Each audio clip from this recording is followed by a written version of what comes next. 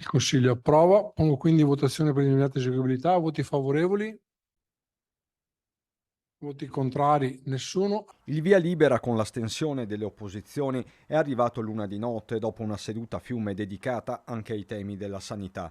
Il Consiglio Comunale di Castelfranco ha dato l'ok al progetto di riqualificazione tra Piazza Giorgione e Via Romanina, come chiesto a più riprese dalla Fondazione Morello, proprietaria di parte dell'immobile che insiste in questo angolo della città. Per noi, ripeto, è stata la salvezza della Fondazione, questo ci permette materialmente di rapportarci con le banche, di poter continuare la nostra attività e soprattutto prevediamo entro il 2024 di iniziare anche la parte operativa con la parte immobiliare, che è una forte riqualificazione del centro storico di Castelfranco. Duplice quindi l'obiettivo, salvare i bilanci della fondazione e risanare una zona degradata con l'apporto dei privati. L'operazione di circa €1 milione inizialmente aveva sollevato delle perplessità, poi sono arrivate le rassicurazioni della fondazione stessa che continuerà la sua opera a favore della musica e della danza nel palazzo storico affacciato su Piazza Giorgione, un'anima che sarà riconfermata il 23 dicembre alle 18 al quartiere San Giorgio con l'esibizione della scuola di musica.